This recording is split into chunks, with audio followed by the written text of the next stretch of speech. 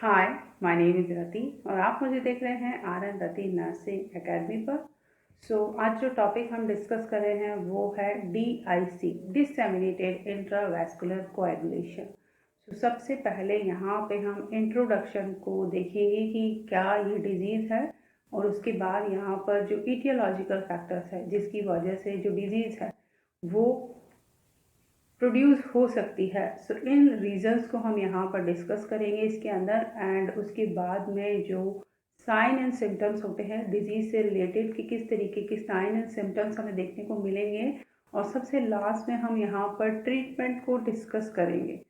तो चलिए फिर शुरू करते हैं आज का हमारा topic DIC। Disseminated intravascular coagulation.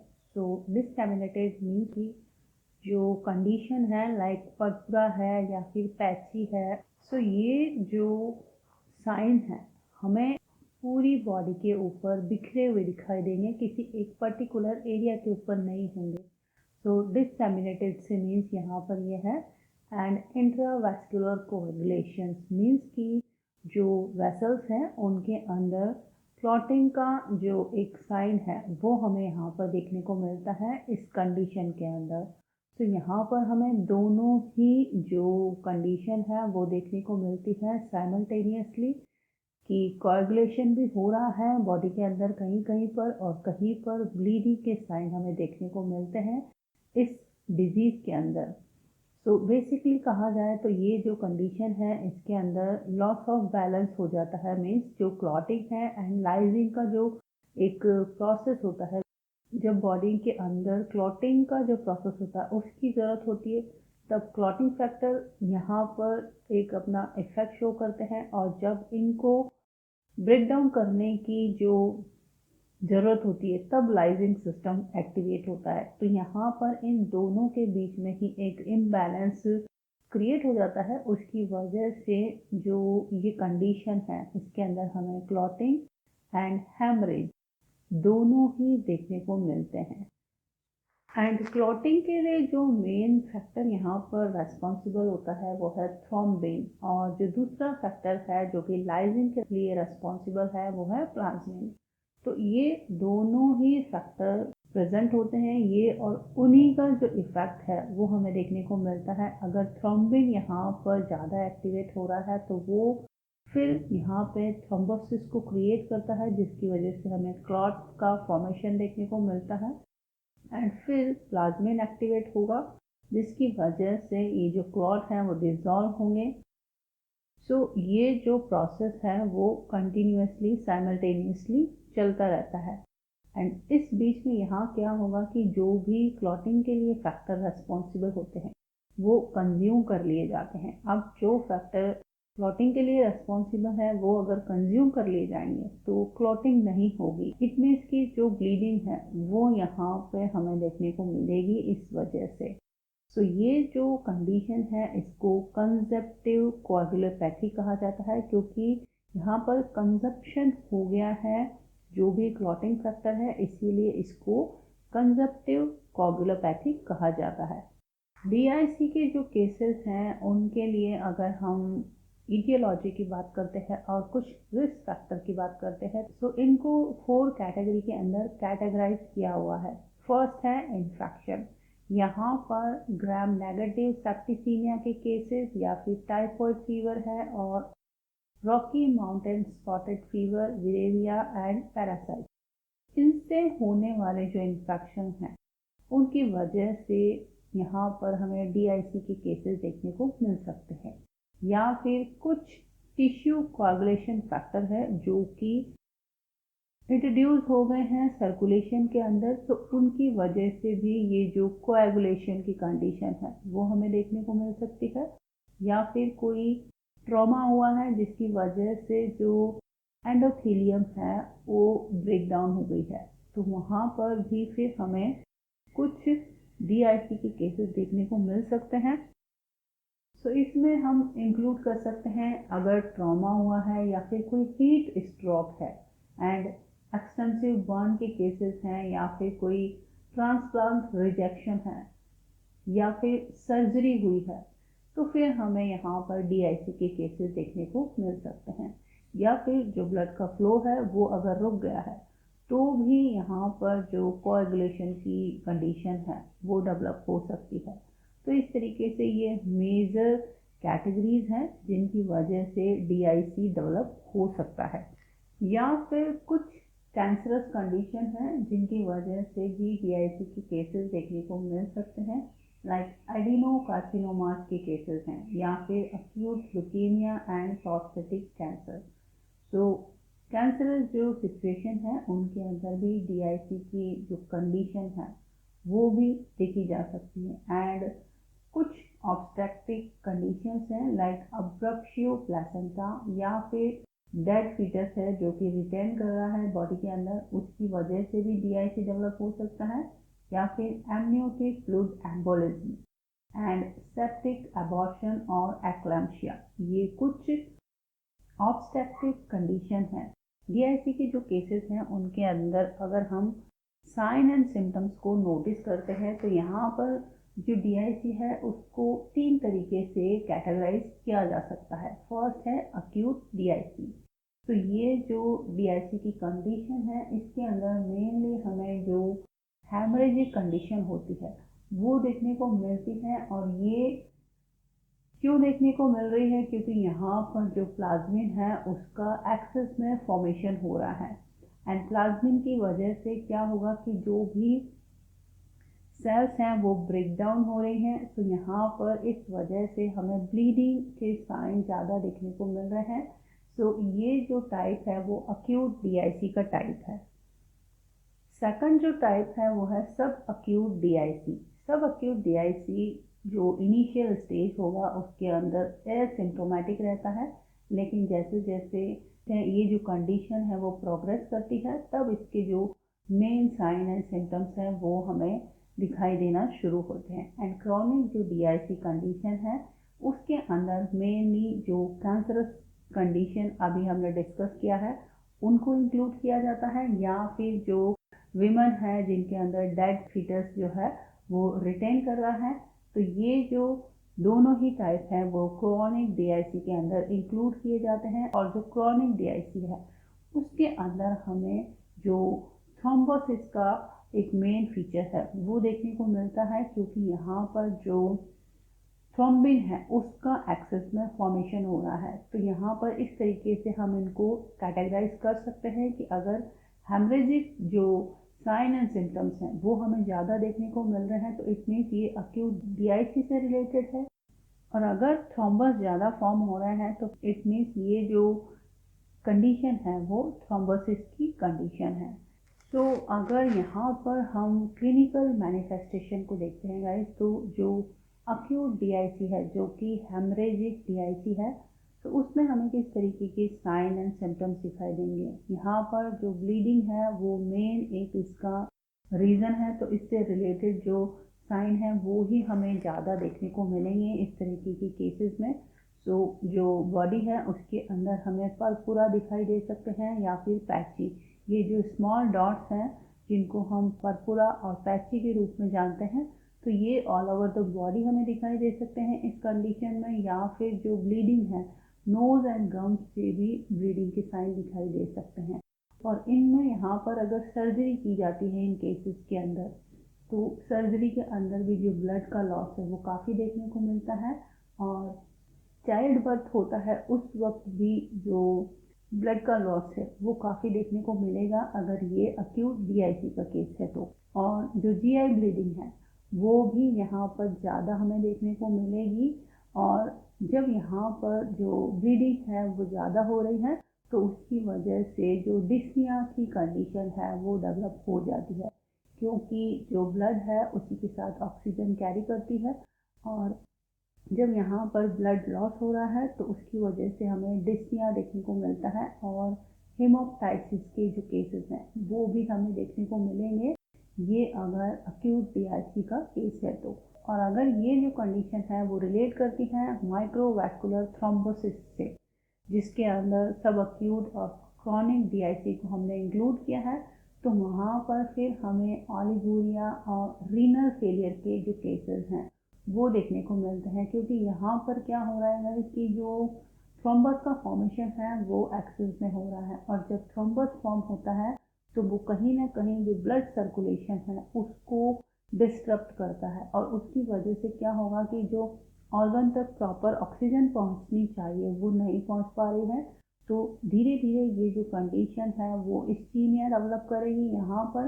And जो फाइनल कंडीशन है कि यहाँ पर जो ऑर्गन है वो फेल हो सकता है, डेड हो सकता है। तो इस कंडीशन में हमें यहाँ पर ऑलिगोरिया के साइन भी देखने को मिल सकते हैं, या फिर जो रीनल है उसका फेलियर देखने को मिल सकता है। एंड पल्मोनरी सेक्शन की अगर हम बात करें तो यहाँ पर पल्मोनरी एम्बोलाई के केसेस भी हमें देखने को मिल सकते हैं।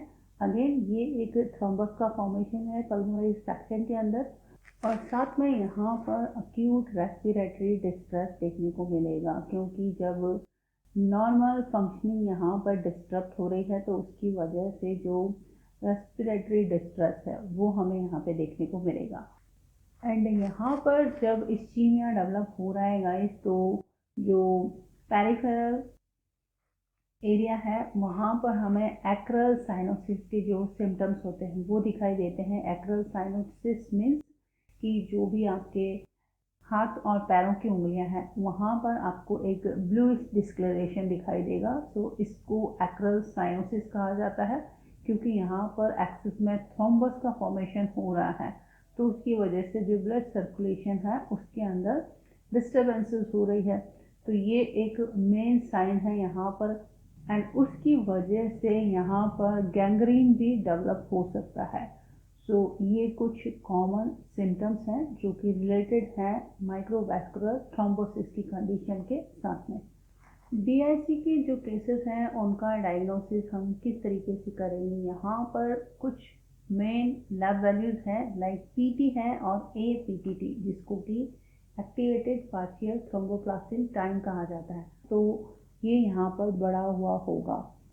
एंड प्लेटलेट्स काउंट है वो लो होगी, क्योंकि आपने देखा कि इसके अंदर जो क्लॉटिंग के जो फैक्टर्स हैं उनको कंज्यूम किया जा रहा है, और साथ में यहाँ पर ब्लीडिंग के साइन हमें देखने को मिल रहे हैं। तो इससे हम यहाँ पर आइडेंटिफाई कर सकते हैं कि जो प्लेटलेट का काउंट है यहाँ पर हमें कम देखने को मिलेगा, और ये लेस देन 1 लाख पर क्यूबिक मिलीमीटर होगा। सो ये साइन यहाँ पर हमें देखने को मिलेगा, और जो फिब्रिनोजन है उसका जो लेवल है वो यहाँ पर कम मिलेगा, और साथ में जो क्लॉटिंग टाइम है वो बढ़ा हुआ मिलेगा, क्योंकि आपने देखा कि यहाँ पर ब्लीडिंग बढ़ गई है। तो जो क्लॉट का टाइमिंग है वो ज़्यादा हो जाएगा, यहाँ पर प्रोलॉन्ग्ड होगा। एंड इनको अगर हम कंफर्म टेस्ट के थ्रू टेस्ट करते हैं तो इसमें जो कंफर्मेटरी टेस्ट होंगे वो इंक्रीज फिब्रिन डिग्रेडेशन प्रोडक्ट, यहाँ पर जो फिब्रिन होता है उसको तोड़ने वाले जो प्रोडक्ट हैं वो यहाँ पर हमें एक्सेस में मिलेंगे, तो इसको कहा जाता है फिब्रिन डिग्रेडेशन प्रोडक्ट, और शॉर्ट में एफडीपी। तो ये बढ़ा हुआ मिलेगा। एंड जो नेक्स्ट कंफर्मेटरी टेस्ट है वो है डी डायमर, और साथ में फैक्टर एसिस। तो फैक्टर एसिस में second, fifth, 7th, 8th, 10th and 13 ये कुछ फैक्टर ऐसे हैं जो कि हमें यहाँ पर रिड्यूस मिलेंगे। तो ये कंफर्मेटरी टेस्ट हैं जो कि हम डीआईसी के केस के अंदर करते हैं, और इन्हीं से हम कंफर्म करते हैं कि ये जो केसेस हैं वो डीआईसी से रिलेटेड हैं। सो नेक्स्ट जो स्टेप होगा हमारा वो मैनेजमेंट से रिलेटेड है। डीआईसी के केस को हम किस तरीके से मैनेज करेंगे। तो यहाँ पर फर्स्ट हमारा गोल क्या होगा कि जो भी कॉज है डीआईसी के लिए रेस्पॉन्सिबल उसको करेक्ट करना, चाहे वो इन्फेक्शन हो या फिर कोई डेड फीटस है तो उसकी डिलीवरी करवाना है, या फिर अगर कोई सर्जरी है तो उसको यहाँ पर ठीक करना, ये हमारा मेन गोल होगा। और उसके बाद अगर यहाँ पर कोई ब्लड का कंपोनेंट है जिसको हमें रिप्लेस करना है, जो मिसिंग है उसको अगर हमें रिप्लेस करना है तो भी वो नेक्स्ट स्टेप होगा हमारा। तो यहाँ पे हम क्या कर सकते हैं, एंटीबायोटिक थेरेपी को यूज़ कर सकते हैं अगर इन्फेक्शन की कंडीशन है या फिर सर्जरी है। या फिर जो ऑब्स्टेट्रिक कॉम्प्लिकेशंस हैं उनको कंट्रोल करने के लिए सर्जरी की जा सकती है। और अगर यहाँ पर हम जो ब्लड के कंपोनेंट्स हैं उनको रिप्लेस कर रहे हैं तो फिर यहाँ पर हम पैक्ड आरबीसी को यूज़ कर सकते हैं वॉल्यूम को इंक्रीज करने के लिए। एंड अगर थ्रोम्बोसाइटोपिनिया हो गया है, मीन्स की जो प्लेटलेट्स हैं वो लो जा रही हैं, तो यहाँ पर फिर हम प्लेटलेट्स को भी प्रोवाइड कर सकते हैं। नेक्स्ट जो स्टेप होगा वो फिब्रिनोजन का जो लेवल है उसको करेक्ट करने के लिए होगा, क्योंकि हमने यहाँ देखा कि जो फिब्रिनोजन का लेवल है वो भी कम हो जाता है डीआईसी के केसेस में। सो अगर ये जो लेवल है वो 100 mg/dl से कम है तो यहाँ पर फिर हम क्रायोप्रेसिपिटेट को एडमिनिस्टर करते हैं और ये जो लेवल है इसको हम 100 से लेकर 150 mg तक मेंटेन करेंगे। या फिर फ्रेश फ्रोज़न प्लाज्मा भी यहाँ पर ट्रांसफ्यूज़ किया जा सकता है। अगर जो कोएगुलेशन फैक्टर्स हैं वो अगर डिक्रीज़ हो रहे हैं तो फिर हमें फ्रेश फ्रोज़न प्लाज्मा को भी ट्रांसफ्यूज़ करना होगा। एंड यहाँ पर जो फोर्थ स्टेप होगा हमारा वो है हिपैरिन को यूज़ करना। तो ये बहुत ही कंट्रोवर्शियल है क्योंकि यहाँ पर ब्लीडिंग के साइन भी हमें देखने को मिल रहे हैं। तो जो हिपैरिन है उसको अगर हम यूज़ करते हैं गाइस तो इसको बहुत ही हमें कॉशियसली यूज़ करना है थ्रोम्बोसिस के जो केसेस हैं उनके लिए। तो यहाँ पर ये जो केसेस हैं इनमें हम इंक्लूड कर सकते हैं अगर एक्रल साइनोसिस के केसेस हैं, जैसा कि मैंने कहा कि हाथों और पैरों की जो उंगलियां हैं वहाँ पर साइनोसिस डेवलप हो रहा है तो उस केस के लिए हम इसको यूज़ कर सकते हैं। या फिर अक्यूट ल्यूकेमिया के केस है या फिर जो डेड फीटस है जो रिटेन कर रहा है उसके केस में हम इसको यूज़ कर सकते हैं। तो ये कुछ मेन केसेस हैं जहाँ पर थ्रोम्बोसिस का फॉर्मेशन हो रहा है, उसके लिए ही हम हिपैरिन को यूज़ में लाते हैं। तो जब हम हिपैरिन को यूज़ में लाएंगे तो यहाँ पर जो थ्रोम्बिन का प्रोडक्शन है और कुछ फैक्टर्स हैं 10th A है और अदर कोएगुलेशन एंजाइम हैं, ये इनके प्रोडक्शन को कम कर देता है। तो मेन जो इसको यूज़ करने के पीछे पर्पज़ यही है हमारा कि जो थ्रोम्बस का फॉर्मेशन हो रहा है वो कम हो जाए। तो इसको हम जब भी यूज़ करेंगे वो बहुत ही लो डोजेस के ऊपर यूज़ करते हैं। 3 से लेकर 5 यूनिट्स पर kg/h के अकॉर्डिंग इसको हम यूज़ करते हैं। एंड जब भी हम इसको यूज़ करेंगे गाइस तो यहाँ पर हमें ध्यान देना है कि कुछ जो लैब स्टडीज़ हैं उनको हमें मॉनिटर करते रहना है, लाइक एफटीपी है और डी डाइमर और फिब्रिनोजन का जो लेवल है उसको हमें मॉनिटर करना होगा जब हम हिपैरिन को यूज़ में ला रहे हैं। तो और हिपैरिन को यूज़ करने की वजह से यहाँ पर जो ब्लीडिंग है वो शो होने लगी है तो फिर उस केस में हम एप्सिलॉन अमीनो कैप्रियोइक एसिड को यूज़ कर सकते हैं। एंड जब हम यहाँ पर एप्सिलॉन अमीनो कैप्रियोइक एसिड को यूज़ करेंगे तो फिर हमें यहाँ पर कार्डियक, रीनल एंड इलेक्ट्रोलाइट जो वैल्यूज़ हैं इनको मॉनिटर करना होता है गाइस, क्योंकि ये जो मेडिसिन है वो थ्रोम्बोसिस को एनहांस करती है। तो फिर यहाँ पर हमें इन तीनों जो बॉडी ऑर्गन है या फिर इलेक्ट्रोलाइट का लेवल है उसको मॉनिटर करते रहना होता है। डीआईसी के जो केसेस हैं उनमें नर्सिंग मैनेजमेंट किस तरीके से किया जाएगा। फर्स्ट यहाँ पर हमें स्किन का जो असेसमेंट है वो बहुत ही सावधानी से करना होगा, क्योंकि यहाँ पर आपने देखा कि ब्लीडिंग के साइन हमें देखने को मिलते हैं और ऊजिंग हो रही है ब्लड की यहाँ पर वेनिपंक्चर साइड से या फिर म्यूकोजल सर्फेसेस हैं और वुंड है। तो यहाँ पे हमें क्या दिखाई देगा कि जो स्किन का कलर है वो पैलर हो जाएगा या फिर कुछ पैची के जो साइन हैं वो दिखाई देते हैं और इकाइमोसिस और हेमाटोमास। तो इसके लिए हमको स्किन को असेस करते रहना है डीआईसी के केसेस में। एंड रेस्पिरेटरी सेक्शन में अगर हम देखें तो यहाँ पर एकेप्निया, हेमोप्टाइसिस और ऑर्थोपनिया, इन साइंस को मॉनिटर करना होगा हमें। और कार्डियोवास्कुलर जो सिस्टम है उसके अंदर टैकीकार्डिया और हाइपोटेंशन, क्योंकि ब्लीडिंग होगी तो यहाँ पर हाइपोटेंशन हमें दिखाई दे सकता है और जो टैकीकार्डिया है उसके साइन भी हमें दिखाई दे सकते हैं। जीआई सेक्शन में जब हम मॉनिटर करते हैं तो यहाँ पर एब्डोमिनल डिस्टेंशन को हमें मॉनिटर करना है एंड गोएग पॉजिटिव स्टूल के साइन हमें यहाँ पे देखने को मिल सकते हैं। ये एक टेस्ट है जो कि ऑक्यूल्ड ब्लड यानी जो ब्लड हिडन है, छुपा हुआ है स्टूल के अंदर, उसको आइडेंटिफाई करने के लिए ये टेस्ट परफॉर्म किया जाता है। तो इससे रिलेटेड अगर यहाँ पर ब्लीडिंग हो रही है तो फिर हम इससे आइडेंटिफाई कर सकते हैं इस टेस्ट के थ्रू कि यहाँ पर जो जीआई सेक्शन है उसके अंदर भी ब्लीडिंग के साइन हमें देखने को मिल रहे हैं डीआईसी के केसेस में।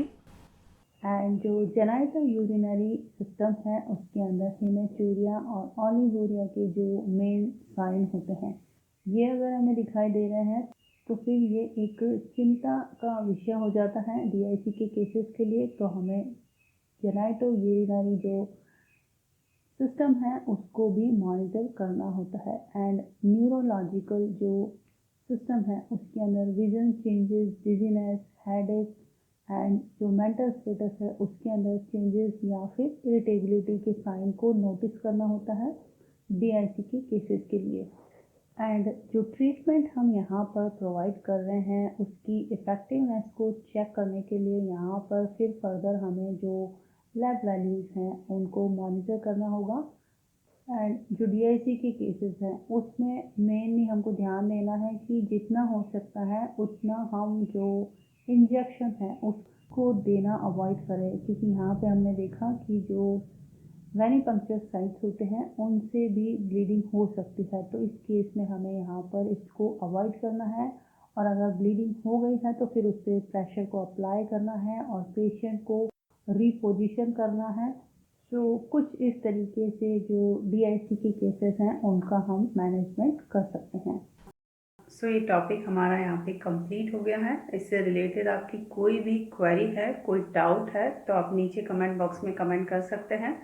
Till then take care, keep studying and bye bye.